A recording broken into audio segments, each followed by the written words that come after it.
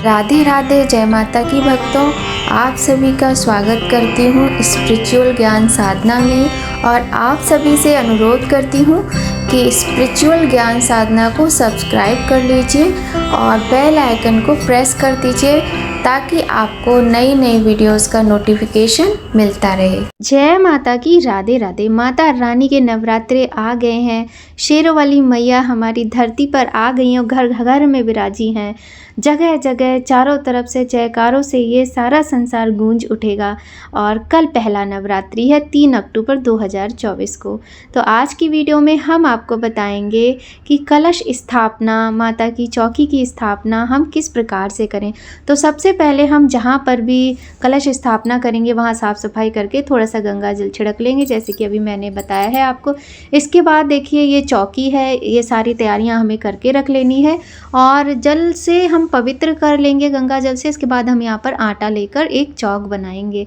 तो इस तरीके से हम यहाँ पर चौक बनाएंगे। बहुत ही सिंपल तरीके से मैं जल्दी जल्दी बना के आपको दिखा रही हूँ। चौक बनाकर आप इसको हल्दी से, रोली से सजा सकते हैं। अगर आपके पास रंगोली के कलर हैं तो आप उनसे भी सजा सकते हैं और किसी भी तरीके से आप रंगोली टाइप से चौक बना सकते हैं। यहाँ हम आपको सिंपल सा ही चौक बनाकर दिखा रहे हैं। और देखिए एक बात का हमेशा ध्यान रखना है, चौक बनाने के बाद चौक को कभी भी ना खाली नहीं छोड़ा जाता है। तो उस पर हम अक्षत डाल देंगे। यदि गेहूँ है आपके पास तो आप चौक के बीच में गेहूँ भी डाल सकते हैं। इसके बाद में हम इसके ऊपर से अब चौकी बिछाएंगे। चौकी बिछाने के बाद चौकी पर हम थोड़ा सा गंगा जल छिड़केंगे और इसको कपड़े से पोंछ के इस पे एक लाल रंग का, पीले रंग का, गुलाबी रंग का, जैसा भी आपके पास हो आप कपड़ा बिछाएंगे। हमने ये बिछाया है। इसके ऊपर हम अक्षत से माता रानी को आसन देने के लिए अक्षत को हम इस पे रख देंगे। जैसे कि अभी आपने देखा था कि कपड़े के ऊपर हमने किस प्रकार से अक्षत रखे हुए हैं, क्योंकि माता रानी को हमें आसन देना है। और यहाँ जल का लोटा दिखाकर यही बता रहे थे कि गंगा जल का छींटा देना है। तो यहाँ हमने माता रानी की तस्वीर है, मूर्ति है, जो भी है आप उसको स्थापित कर लीजिए। इसके बाद में आपको गौरी गणेश की स्थापना भी करनी होती है। तो गौरी गणेश के लिए भी आप आसन देंगे अक्षत का और यहाँ पर गौरी गणेश की स्थापना भी हमें करनी होती है। तो यहाँ हमने गणेश जी की मूर्ति ले ली है और सुपारी से गौरी माता बना ली है। आप चाहें तो सुपारी से दोनों बना सकते हैं। आप चाहें तो सुपारी से गणेश जी और हल्दी से गौरी माता आप बना लें। इसके बाद जो मैया रानी का फ़ोटो है, तस्वीर है या मूर्ति है, तो अगर आपके पास लहंगा चुनरी वगैरह आप वो भी उनको पहना सकते हैं। लेकिन हमने यहाँ पर माता रानी की तस्वीर को बहुत ही सुंदर सी चुनरी उड़ाई हुई है। तो इस तरीके से हम माता को लाल रंग की ये सुंदर सी चुनरी उड़ा देंगे। और इसके बाद में हम आपको बता रहे हैं कि कलश स्थापना कैसे करें। यहाँ पर पूरा विधि विधान हम आपको बता रहे हैं कि माता रानी के नवरात्रि यदि आप पूरे व्रत करते हैं तो कैसे करें। यदि आप पहला आखिरी रखते हैं तो भी आप ऐसे ही स्थापना कर सकते हैं। इसके बाद हम अक्षत का आसन दे रहे हैं। यहाँ पर हम अपने कलश देवता का जो है स्थापना करेंगे। तो आपको यह ध्यान रखना है कि माता के दाहिने ओर कलश की स्थापना होती है और जो स्थापना कर रहा है, जैसे कि हम कर रहे हैं, तो हमारे बाईं ओर कलश की स्थापना हमें करनी है, मतलब बाईं साइड में। तो माता के दाहिने ओर कलश की स्थापना करने के लिए हम चाहें तो अष्टदल कमल भी बना सकते हैं और कलरफुल चावल का प्रयोग भी कर सकते हैं। नहीं तो हम ऐसे ही साबुत चावल से हम अष्टदल कमल बना लेंगे और आप बिना अष्टदल कमल बनाए भी स्थापना कर सकते हैं। इसके बाद हम एक लोटा ले लेंगे कलश के लिए और लोटा आप तांबे का, पीतल का, फूल का है। ये जैसे पहले फूल पीतल के बर्तन चलते थे ना, तो ये फूल का लोटा है, ये ले लिया हमने। इसके गले में देखिए हमने कलावा मौली बांधी हुई है। आप मिट्टी का ले सकते हैं, मिट्टी का बहुत अच्छा माना जाता है, बस लोहे का और आप प्लास्टिक का ना लें, इस बात का ध्यान रखें। इधर हम अखंड जोत की तैयारी कर रहे हैं। यदि आप अखंड जोत रखते हैं तो अखंड जोत के लिए भी हम अक्षत से अष्टदल कमल बना लेंगे। आप चाहें तो कलरफुल चावल से बना सकते हैं और अगर आप अक्षत से नहीं बना रहे हैं तो आप फूलों से भी अखंड ज्योत जी को आसन दे सकते हैं। और देखिए ये आपकी अपनी श्रद्धा है कि आप अखंड ज्योत जलाना चाहते या नहीं, या कलश स्थापना करना चाहते हैं नहीं। लेकिन अगर आप मेरी पर्सनल राय पूछेंगे तो मैं आपसे यही कहूँगी, आप भले ही पूरे 9 दिन के व्रत मत रखिए, लेकिन नियम कीजिए। जैसे तामसिक वस्तुएं, लहसुन, प्याज, इस तरह की चीज़ों का प्रयोग ना करें। 9 दिन तक ब्रह्मचर्य का पालन करें और साफ़ सफाई, स्वच्छता यदि आप कर सकते हैं तब आप कलश स्थापना और अखंड ज्योत की स्थापना अवश्य करें। और नहीं तो आप कोई बात नहीं, पहले दिन बिना अखंड ज्योत के आप दीप प्रज्वलित करके भी पूजन कर सकते हैं। लेकिन यदि आप करते हैं या करना चाहते पूरे 9 दिन तक व्रत और स्थापना, तो आप इस प्रकार से कर सकते हैं। तो अष्टदल कमल हम बना लेंगे अखंड ज्योत के लिए। अखंड ज्योत हमने पहले से ही तैयार करके रख ली है। मार्केट में बनी बनाई बाती भी मिलती हैं जो कि आपकी 9 दिन तक चल जाएंगी आराम से। और आप चाहें तो हाथ से भी बाती बना सकते हैं, मौली से, जो कलावा होता है ना, कलावे के धागे से भी बना सकते हैं। इसके बाद देखिए अखंड ज्योत हमने यहाँ रख ली है। और आप चाहें तो देसी घी से अखंड ज्योत प्रज्वलित करें, और यदि आपकी इच्छा हो तो आप तिल के तेल से भी पूरे 9 दिन तक ज्योत जला सकते हैं। इसके बाद कलश का पूजन करेंगे। तो कलश के ऊपर सबसे पहले हम स्वास्तिक बना लेंगे, स्वास्तिक बनाएंगे। इसके बाद यहाँ पर हम हल्दी से बिंदिया रख देंगे कलश पे, हल्दी से और रोली से, इस तरीके से। और कलश में लगाने के लिए पंच पल्लव का इस्तेमाल आप कर सकते हैं। आम के पत्ते, अशोक के पत्ते, पान के पत्ते, कोई भी पत्ते ले सकते हैं। और जो पत्ते लेंगे उन पर भी आप हल्दी से और कुमकुम से बिंदिया बना लीजिए, उनका भी पूजन आप कर लीजिए। इस बात का ध्यान रखिएगा। और एक बात और आपको बताना चाहते हैं, यहाँ पर हम आपको ना ये करके दिखा रहे हैं, मतलब ऐसा नहीं है कि ये परमानेंटली, क्योंकि कल हमें करना है तो हम करके दिखा रहे हैं। अब ये एक पात्र हमने लिया जौ बोने के लिए, ज्वारे जिसको बोलते हैं, और यहाँ मिट्टी ले लिए। तो आप ये भी ध्यान रखें, मिट्टी एकदम साफ़ सुथरी होनी चाहिए, कोई कंकड़ पत्थर नहीं होने चाहिए। जौ भी आप भिगो के रख लीजिए। यदि आप ऐसे कलश स्थापना करते हैं इनके बीच में, तो यही हम यहाँ बता रहे हैं, तो आप इसमें जौ बोने के बाद आप ऐसे ऊपर से कलश रख सकते हैं। अगर आप अलग से करते हैं तो कलश आप चौकी पे रख लीजिए, और जौ का पात्र ये माता का नीचे रख लीजिए, और इसमें भी कलावा आदि बांध लीजिए। आप चौकी के सामने या फिर जिस तरफ कलश है उधर ही साइड में भी आप जौ का जो पात्र है वो रख सकते हैं। तो यहाँ पर देखिए मौली बांध ली है हमने कलश में, और बहुत ही सरल विधि इसे बता रहे हैं। आप ध्यान से देखिएगा, बिल्कुल भी मुश्किल नहीं है, आपको बड़ी आसानी से आप कलश की स्थापना, चौकी की स्थापना कर सकते हैं। तो हमने यहाँ पर कलश पर स्वास्तिक बना लिया है, मौली भी लपेट ली है, और हमने कलश को रख लिया है। हमारे पास फूल नहीं थे तो फूलों का यूज़ हम पूजा में यहाँ पर नहीं कर रहे हैं, लेकिन आप अवश्य लें। इसके बाद घंटी की ध्वनि करते हैं। घंटी की ध्वनि करने के बाद में देखिए जो भी आपको रखना है, जैसे चाहे तस्वीर है, मूर्ति है माता की, अखंड ज्योत, कलश रख लीजिए, क्योंकि फिर 9 दिनों तक इनको हम हिलाते नहीं हैं बिल्कुल भी। और पूजन सामग्री आप आज ही पूरी तरीके से इकट्ठी कर लीजिए, ताकि कल पूजा करने के समय पर आपको कोई दिक्कत ना हो। जब आप ये वीडियो ध्यान से देखेंगे, पूजन सामग्री भी आपको समझ आ जाएगी क्या क्या लेनी। तो हल्दी की गांठ है, कमल गट्टा है, सुपारी है, इलायची है, लौंग का जोड़ा है, और क्वाइन है। आप चाहें तो चांदी का सिक्का भी ले सकते हैं, चाहे तो ऐसी सिंपल क्वाइन ले लीजिए। इन सब सामग्री को हमें कलश के अंदर रख देना है। इसके बाद में और देखिएगा, बहुत सारे लोग अक्षत और बताशे डाल देते हैं, वो मत डालिएगा, क्योंकि 9 दिन तक फिर इसमें सड़न पैदा हो जाती है। फूल है, पान है, ये सब नहीं डालना है। इसके बाद सबसे हम गंगा जल डालेंगे सबसे पहले इसमें, इस तरीके से थोड़ा सा, और इसके बाद में हम इस पूरे लोटे को कंठ तक भर देंगे शुद्ध जल से।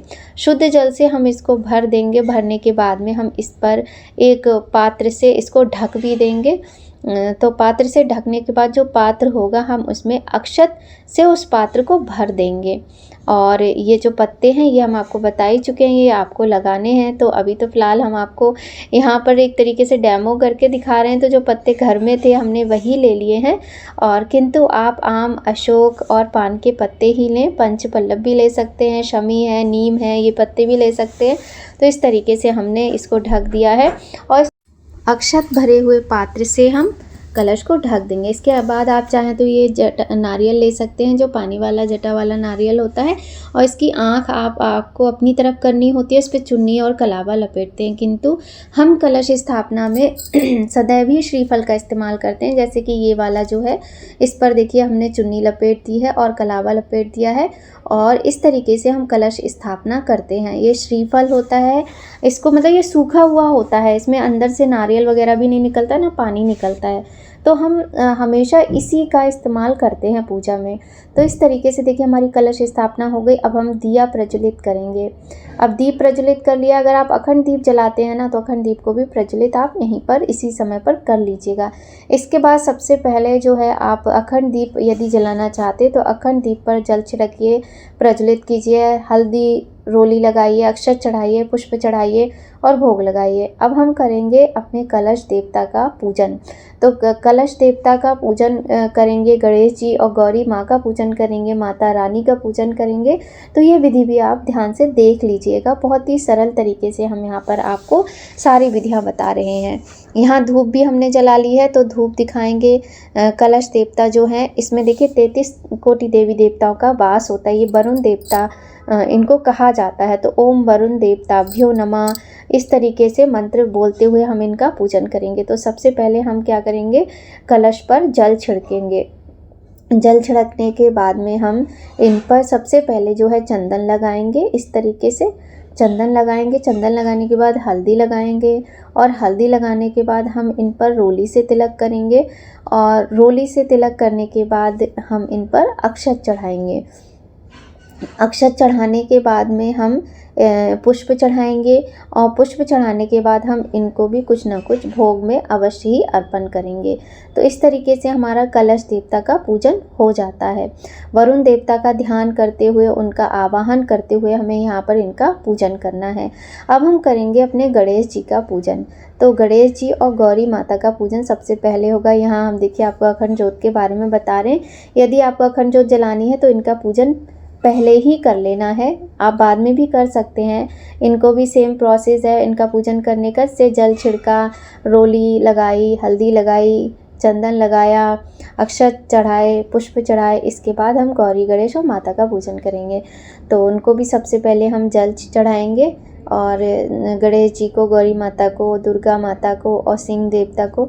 और जल चढ़ाने के बाद यहाँ पर मेरे पास पुष्प वगैरह नहीं थे, तो जो हमारे पास ये पात्र है तांबे का, इसी से हम उनको जल चढ़ा रहे हैं। अगर आपके पास माता की प्रतिमा है ना, तो आप उनको पंचामृत से स्नान जरूर कराइएगा। जैसे दूध, दही, शहद, बूरा, शक्कर और गंगा जल, घी, इन सारी चीज़ों से उनका आप ज़रूर स्नान कराइए, ठीक है। लेकिन हम यहाँ पर आपको सिर्फ करके बता रहे हैं, तो हमने तस्वीर ली हुई है।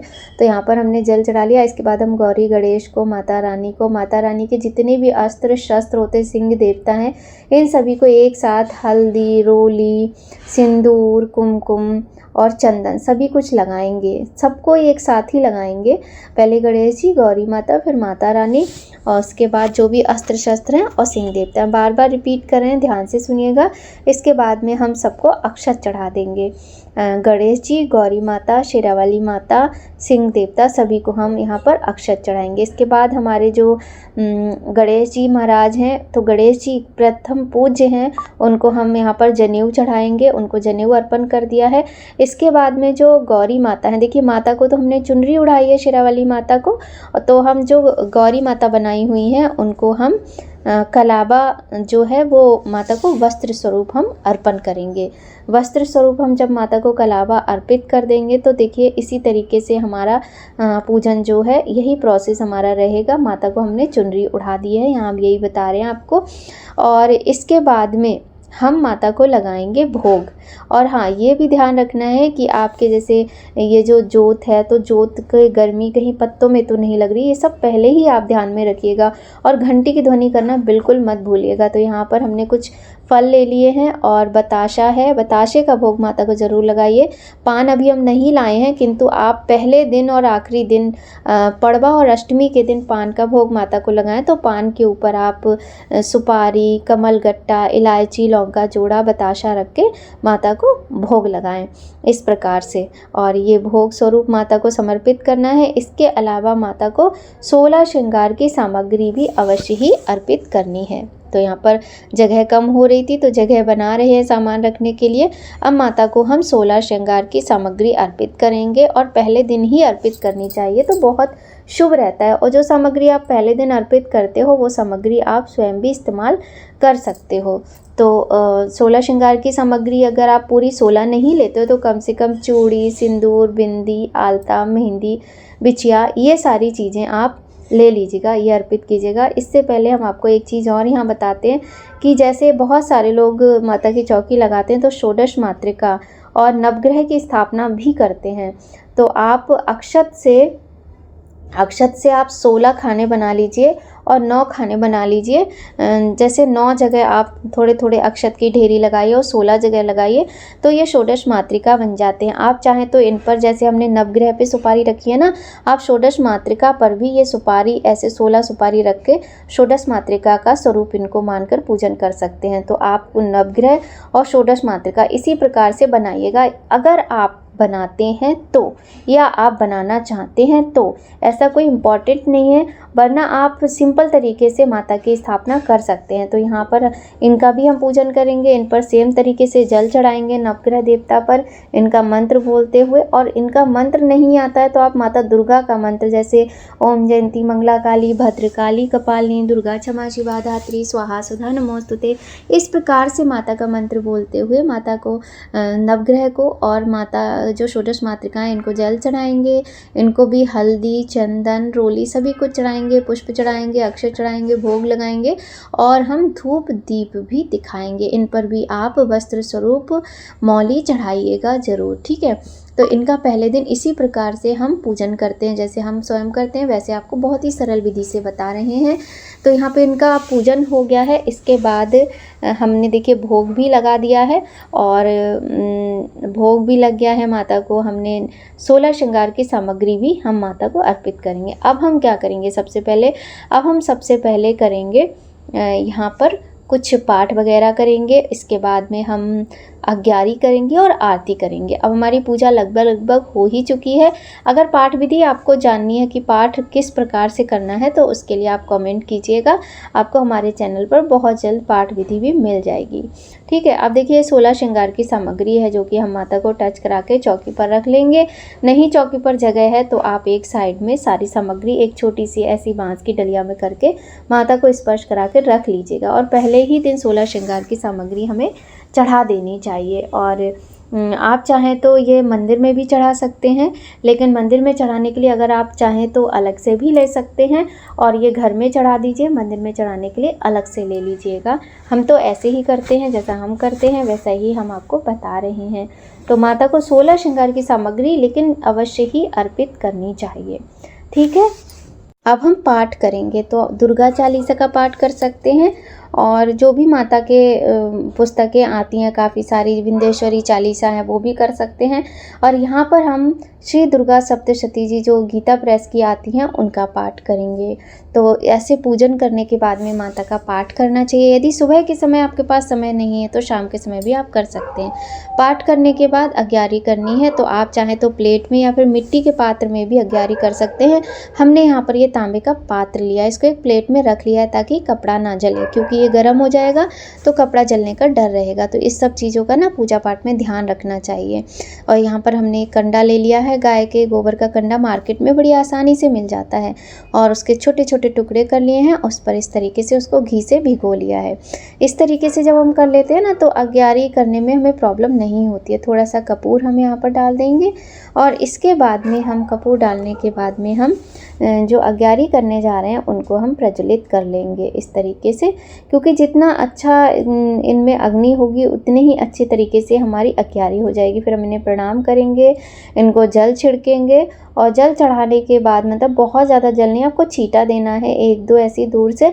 और इसमें फिर हमको यहाँ पर इनको भी तिलक करना है, चंदन से रोली से तिलक करना है। और तिलक करने के बाद हम सबसे पहले इनको बताशा है, बताशे में 1 लौंग का जोड़ा और देशी घी रखकर इनमें समर्पित करेंगे। माता का मंत्र बोलते हैं, जैसे सर्वमंगल मांगले शिवे सर्वार्थ साधिके शरण त्र्यंबके गौरी नारायणी नमोस्तुते स्वाहा, इस तरीके से, या फिर ओम दुम दुर्गाय नमः स्वाहा, इस तरीके से माता का मंत्र बोलते हुए हमें यहाँ पर अग्यारी करनी है। अब पहला मंत्र ये हो गया। अब इसके बाद में आप चाहें तो इसी मंत्र को दोहराते रहिए, नहीं तो कोई दूसरा मंत्र जैसे या देवी सर्वभूतेषु माँ शक्ति रूपेण संस्थिता नमस्तस्यै नमस्तस्यै नमस्तस्यै नमो नमः स्वाहा, ऐसे करते हुए आपको इसमें 5, 7, 9, 11 ऐसे आहुति देनी होती है और लास्ट में स्वाहा ज़रूर बोलना है मंत्र के। तो हमने यहाँ पर हरि दर्शन की सामग्री ली है, आप घर में भी बना सकते हैं और आप रेडीमेड भी किसी अच्छी क्वालिटी की, अच्छी कंपनी की हवन सामग्री बाहर से ला सकते हैं। और आप बड़ा हवन भी कर सकते हैं। और बड़ा हवन यदि आप नहीं कर पा रहे हैं तो आपको ये देखिए, ये हवन सामग्री है हरि दर्शन की। अगर बड़ा हवन नहीं कर पा रहे हैं तो अग्यारी तो हमें अवश्य करनी चाहिए। इसके बाद में हमने ये हवन सामग्री जो ली है इसमें थोड़ा सा घी मिलाया है, कुछ गुड़ है जैसे पिसा हुआ या फिर बूरा है, मीठा मिलाना है। इसके बाद हम यहाँ पर मंत्र बोलते हुए इस प्रकार से अग्यारी कर लेंगे। ठीक है, अग्यारी की जब हम 5, 7, 11 आहुति दे देंगे, इसके बाद हम इनके चारों तरफ, अग्यारी के चारों तरफ 3 बार घुमाकर जल छोड़ देंगे। ठीक है, ओम शांति शांति करके। और ये करने के बाद हम करेंगे माता की आरती। माता की आरती सबसे पहले आप चाहें तो गणेश जी की कर लीजिए, नहीं तो गणेश जी का मंत्र बोल लीजिए।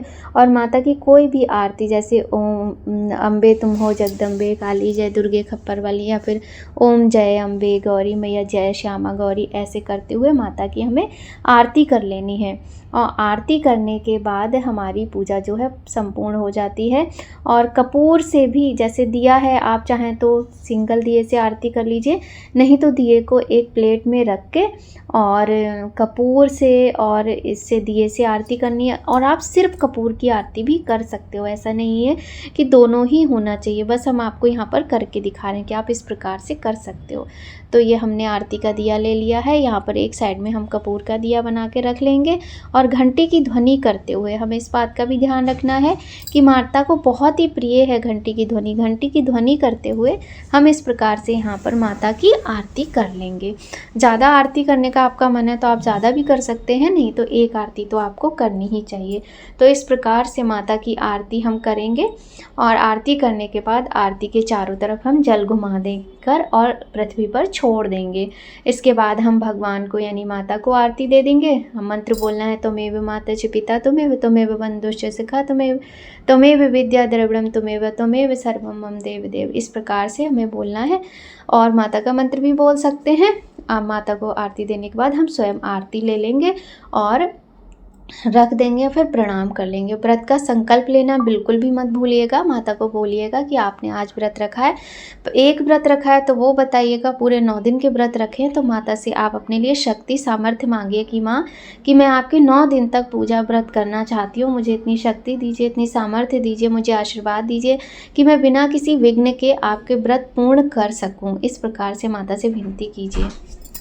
और यहाँ पर हमारी पूजा संपन्न हो गई है, आरती भी हो गई है। अब हाँ, अब आप एक बात का ध्यान रखिएगा कि अगर आपको माता के मंत्रों का जाप करना है तो आप रुद्राक्ष की माला ले लीजिए। रुद्राक्ष की माला सबसे बेस्ट होती है मंत्रों के जाप के लिए। तो माता के मंत्रों का जाप कर लीजिए। और सजाना आपको जिस प्रकार से हो, आप खूब अच्छे तरीके से माता की झांकी सजाइए, लाइट लगाइए। हमने तो यहाँ पर आपको पूजा करने की विधि बताई है कि इस प्रकार से करते हैं। और माला को सदैव इस प्रकार का एक ये जो थैली टाइप की आती है ना, इनमें रखना चाहिए। माला को कभी भी ऐसे बाहर खोल के नहीं रखना चाहिए। तो इस तरीके से पहले दिन की पूजा संपन्न होती है। और इसी प्रकार से शाम की पूजा भी की जाती है। आप चाहें तो शाम के समय अग्यारी भले मत कीजिए, लेकिन जो भी पुष्प चढ़ाए हैं, भोग लगाए, सारा माता के आगे से हमें उस शाम से होने से पहले उठाना चाहिए। जो भी दिए वगैरह होते हैं, आरतियाँ होती हैं, इनको माँज के साफ़ करके पोंछ के बना के रख लीजिए। और हाँ, नवरात्रि में दोनों समय स्नान करना ज़रूरी होता है। अगर आप 2 समय स्नान नहीं कर सकते तो कम से कम वस्त्र तो बदल ही लेने चाहिए। आपको धुले हुए वस्त्र ही प्रयोग में लाने चाहिए। तो आप शाम के समय हाथ पैर मुंह धोकर वस्त्र बदल लीजिए या फिर आप स्नान कर लीजिए। और इस तरीके से फिर आप शाम को भी माता को तिलक लगा के, पुष्प चढ़ा के भोग लगाइए और आरती कीजिए। इतना तो हमें करना ही चाहिए। ऐसे होती है माता के नवरात्रि में सुबह शाम की पूजा। माता रानी का आशीर्वाद आप सभी पर सदा बना रहे। आपके नवरात्रि के व्रत बिना किसी विघ्न के पूर्ण हो, ऐसी माता से कामना करते हुए आज की वीडियो का यहीं पर एंड करते हैं। वीडियो आपके लिए थोड़ा भी हेल्पफुल हो तो लाइक ज़रूर कीजिएगा। मिलते हैं नेक्स्ट वीडियो में। जय माता की। राधे राधे।